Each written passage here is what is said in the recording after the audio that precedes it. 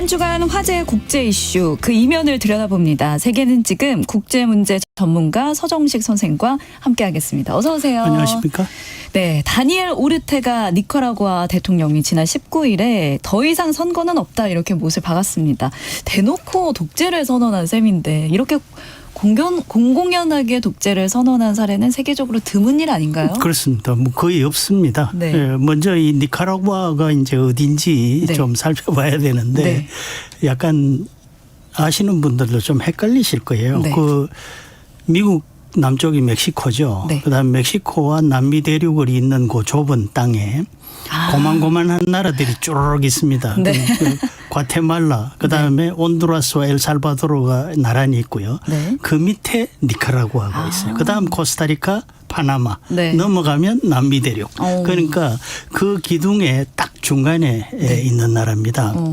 자, 더는 선거는 없을 것이다. 이런 말을 함부로 한다는 것은 제가 이 뉴스에 주목한 것이 사실 그 세계에 이렇게 간 크게 민주주의를 포기하는 게 아니라 거부하는 사람이 거의 없거든요.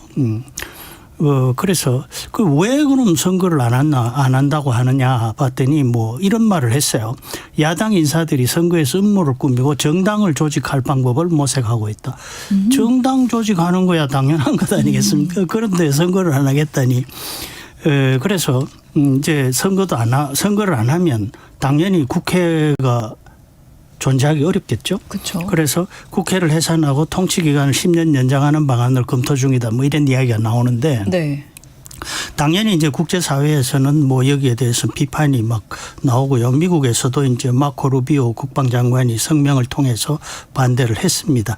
자, 그런데 이런 사례가 진짜 있나 없나 살펴보니까 선거를 거부한 나라가 있기는 해요. 있어요. 예, 20세기에 보면 네. 리비아의 카다피 대통령 선거는 국민 주권이 아니라 국민 주권의 도둑질이다 이렇게 이야기를 했고요.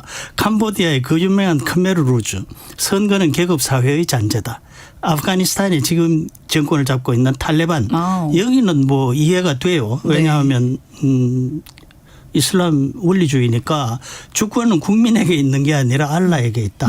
이건 그 사람들 말로는 논리적으로 맞습니다. 그 사람들 입장에서는. 그다음에 이제 우리가 알만한 나라 중에 사우디아라비아가 있습니다. 여기는 왕국이죠. 네. 그래서 당초 선거제도 자체가 존재하지 않았습니다. 자, 그런데 문제는 이 선거를 거부한 이 사례들이 이 모든 나라들이 현재 집권 세력 또는 그 당시의 집권 세력이 선거로 집권한 세력이 아닙니다. 예, 그러니까 이야기가 되죠. 선거로 집권한 게 아니니까 그 외에는 선거를 조작을 할지언정 선거를 거부하지는 않습니다. 이 니카라구아 오르테가 대통령도 자신이 대통령 했다가 선거에서 져서 야당에 있다가 다시 선거에서 이겨서 집권을 했거든요. 예를 들면 우리 뭐 최악의 독재자라고 하면 히틀러, 스탈린, 마오쩌둥, 뭐 차우세스쿠, 차베스 이런 사람을 꼽을 텐데 네. 이런 사람들도 선거 다 하고요. 중요한 사안이 국민투표 했어요. 자, 왜냐하면은 선거를 유지를 하는 것은 우선 대내외적으로 자신의 정당성을 입증을 하는 겁니다. 뭐 엉터리로 하든 바로 하든 어쨌건 그 정당성이 있어야 되죠. 네. 그다음 중요한 것은요. 충성도를 확인하는 겁니다. 이 어떤 인간들이 나에게 반대하나 요걸 잡아낼 수 있어요. 선거를 하면. 그런데 이 다니엘 오르테가는 이런 거칠에마저 이제 집어던지고 대놓고 독재를 선언한 사실상 역사적으로 유일한 사례다. 이렇게 볼 수 있고요. 그렇군요. 그게 오늘날 이 세계가 좀 이상하게 변하고 있어요. 뭐 아까도 우리 책 읽는 것과 아니라 뭐 보는 시대가 왔다고 했는데 네. 정치도 마찬가지입니다. 그래서 이 사람이 그냥 혼자 그냥 이렇게 이야기했을까? 아니면은 세상이 뭔가 바뀌고 있는 어떤 뭐랄까요? 그 표현일까? 이런 생각이 들어서 제가 이 뉴스에 관심이 갔습니다. 니카라구아 대통령 다니엘 오르테가는 어떤 인물입니까? 네, 아까 말씀드린 것처럼 네. 이제 그 대통령이 됐다가 또 야당이 됐다가 다시 집권한 인물인데요. 1945년생입니다. 그러니까 참 이 장기 집권을 꿈꾸는데 지금 나이가 80이 넘었어요. 이건 우리 옛말에 뭐 노역이라고 해야 되나요? 뭐 살 날이 얼마 남았다고 이런 생각이 들긴 합니다. 그런데 이 사람은 1963년 그러니까 20대가 되기도 전에 네. 산디니스타 민족 해방전선이라는 데 가입을 했습니다. 그런데 이 니카라과가 이제 19세기에 독립을 했어요. 스페인으로부터.